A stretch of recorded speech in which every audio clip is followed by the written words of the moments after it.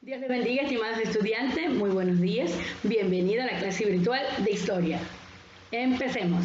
Objetivo de la unidad de trabajo: comprender la importancia histórica de la civilización egipcia a través del estudio de sus principales características. Y es así, esta vez vamos a trabajar la civilización egipcia, destreza que desarrollaremos durante esta clase. Describir y valorar los grandes aportes de la cultura egipcia al desarrollo tecnológico, económico y científico, por supuesto, de la humanidad. La gran civilización egipcia.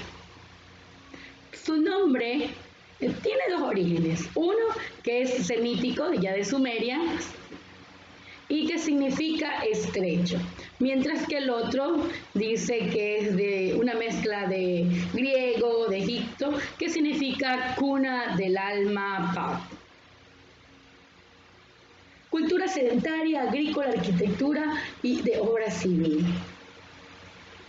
Esto del pueblo primero era nómada, hasta que se llega y se asienta en la parte de las orillas del río Nilo.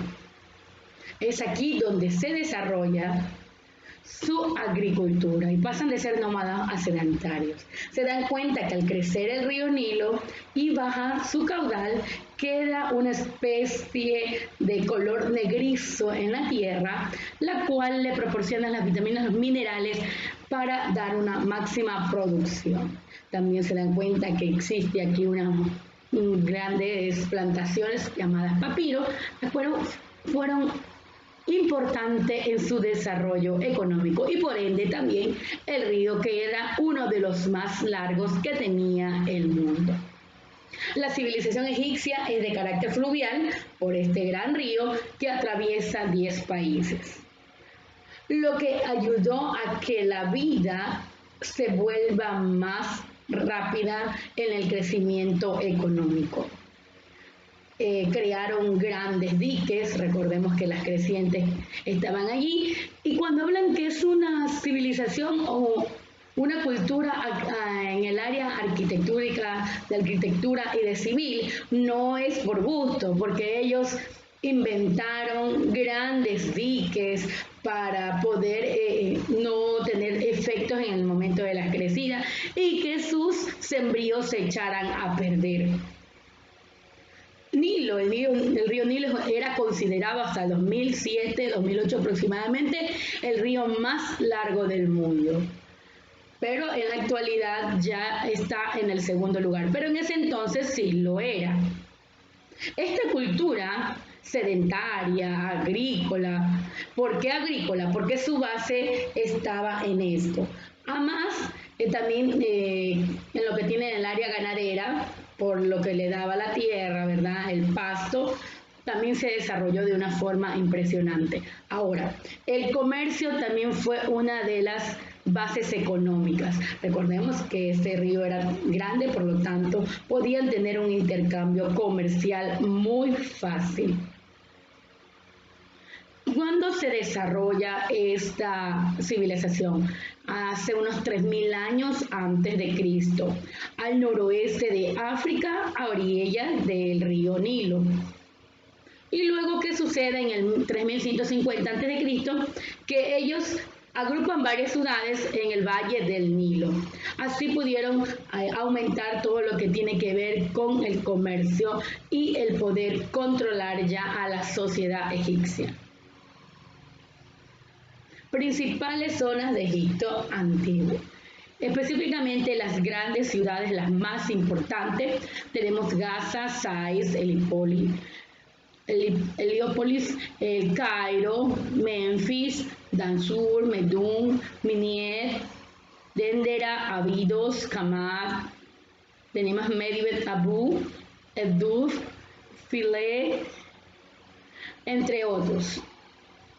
¿Por qué fue importante el conocer el ciclo del Nilo? Si hacemos referencia a Mesopotamia, ellos también debían conocer el ciclo del Nilo, porque hay algo semejante, que debido a las crecientes, ellos debían cuidar todas sus cosechas.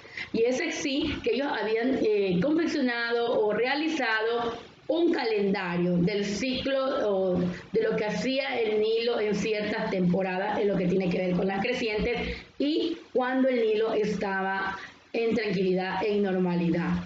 Entonces, tenemos la estación de inundación que desbordaba, ¿verdad? Y ocupaba todo lo que es las orillas. Esto tenía un tiempo entre junio y septiembre. Luego viene la estación de la siembra, que el campesino siembra sobre el limo. El limo era lo que dejaba el Nilo al desbordar los ríos y bajaba, es decir, esto eran los minerales, lo que le hacía rico a esta tierra. Entonces el campesino estaba listo para la siembra que dejaba el Nilo. Esto se hacía a partir de octubre. Y la estación de recolección, los cuales son los cultivos crecen y se recolecta, era a partir de diciembre. Entonces, por eso necesitaban tener este cronograma de ciclo para tener un auge excelente en lo que tiene que ver con la agricultura.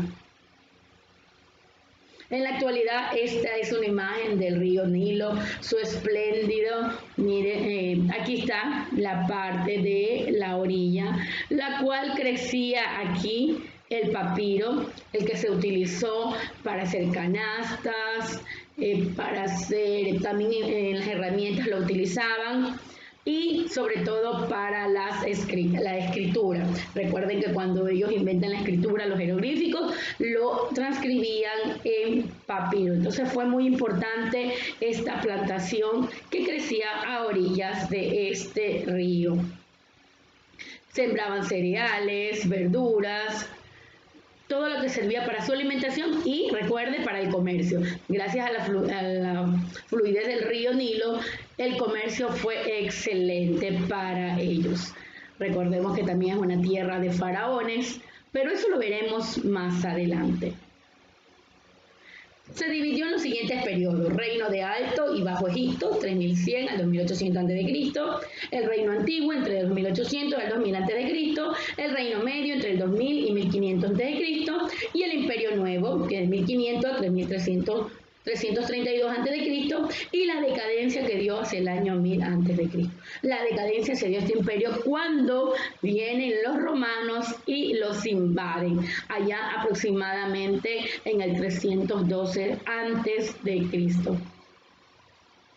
Entonces, chicos, hasta aquí hemos conocido solo una pequeña parte de Egipto. Esta es una gran civilización que nos va a aportar grandes conocimientos. No se quede simplemente con esto. Investigue. La historia necesita investigadores.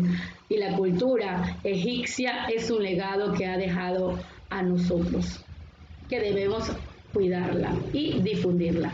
Dios me les bendiga y hasta la próxima.